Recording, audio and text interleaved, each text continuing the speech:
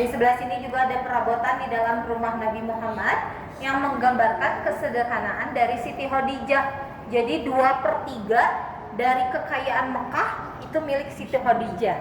Tapi di dalam rumahnya tidak ada yang terbuat dari logam ataupun emas. Sedangkan bangsa Arab semakin mereka kaya raya, maka mereka mengumpulkan banyak emas dan logam. Begitu ya. Boleh kita bergeser ke sebelah sini. Di sebelah sini ada paket Masjidil Haram di sebelum Rasulullah. Jadi di sini ada Ka'bah yang masih dikelilingi oleh berhala-berhala yang disembah oleh kaum kafir Quraisy. Kenapa? Karena pada saat itu Ka'bah menjadi pusat ya peribadahan, tapi untuk penyembahan berhala-berhala yang ada di sekitarnya. Tapi mereka mensucikan Ka'bah. Mereka tidak mengganggu Ka'bah sama sekali. Mereka hanya menyembah patung-patung di sekitarnya. Dan di atas ini ada visualisasinya. Ini ketika Ka'bah sudah tidak dikelilingi berhala tersebut, yang mana ini terjadi di peristiwa Fatu Makkah, yang akan dijelaskan lebih lanjut di fase yang ketiga. Nah, kalau ini visualisasi sesuai dengan paketnya. Nah, ini ada berhala-berhalanya.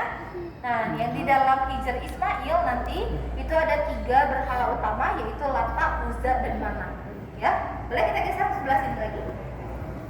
Nah, di sini kita bisa lihat ada kondisi Ka'bah dari masa ke masa, dari Ka'bah di tahun 2000 sebelum Masehi, ya, dari awal dibangun oleh Nabi Ibrahim dan Nabi Ismail sampai ke Ka'bah di tahun 2020 yang sudah ditutupi oleh kain kiswah, yang mana kain kiswah sekarang itu sangat luar biasa mewah, gitu ya, terbuat dari sutra yang dikombinasikan dengan benang emas asli. Dan di belakang saya kita akan memasuki fase yang kedua melalui replika Gua Hiro-nya. Yang di belakang boleh silakan merapat, ini baru datang ya. Boleh silakan merapat ke sebelah sini ya. Nah, di sini kita akan memasuki replika dari Gua Hiro-nya, ya. Nah, jadi Gua Hiro itu sebetulnya hanya bisa dimasuki oleh 2 orang dewasa. Tapi di sini kita buat dengan kapasitas maksimal 20 orang dengan berlantai kaca. Nah, karena kita lebih dari 20 orang, jadi mohon kerjasamanya untuk tidak ada yang tertinggal di belakang. Kita langsung masuk ke dalam dan tidak ada yang berdiam diri di dalam Gua Hiro-nya. Kita hanya masuk saja melewat, begitu ya. Silakan kalau misalnya mau diambil foto dan video, silakan sambil berjalan, gitu ya. Boleh kita sebelah sini, kalau dirasa takut boleh berpegangan, di kanan dan kiri ada pegangannya. Nah, ini adalah tempat Rasulullah bertahanus dan menerima wahyu pertama berupa 5 ayat pertama dari Quran surat Al-Alaq yang menjadi tanda diangkatnya beliau menjadi seorang nabi dan rasul akhir zaman. Boleh kita sebelah sini.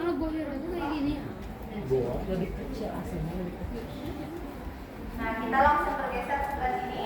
Kita masuk ke fase yang kedua, yaitu fase Mekah, ya. Jadi di fase Mekah ini akan dijelaskan bagaimana proses perjalanan dakwah Rasulullah di kota Mekah selama 13 tahun.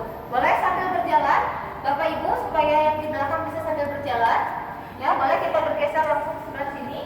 Di sini kita lihat ada 2 yang dijelaskan oleh Rasulullah. Jadi pada saat itu Rasulullah melakukan dakwah sembunyi-sembunyi ini selama 3 tahun, dan selama 3 tahun ini pula Rasulullah hanya mendapatkan 40 orang yang memeluk agama Islam, dan 10 orang pertamanya disebut sebagai as-sabiqunal awwalun. Nah, di sebelah sini ada as-sabiqunal awwalnya. Ini ada 1 istri Nabi Muhammad dan 9 sahabat Nabi, yang mana mereka ini dijamin oleh Allah Subhanahu wa taala untuk memasuki surganya Allah tanpa hisab, ya. Jadi mereka ini pasti masuk surga Firdausnya Allah. Dan kemudian di tahun keempat kenabian, Rasulullah mendapatkan wahyu kembali berupa Quran surat Al-Hijr ayat 94, yaitu diperintahkannya untuk melakukan dakwah secara terang-terangan. Boleh kita kembali lagi ke sebelah sana ya. Kita geser ke sebelah sini.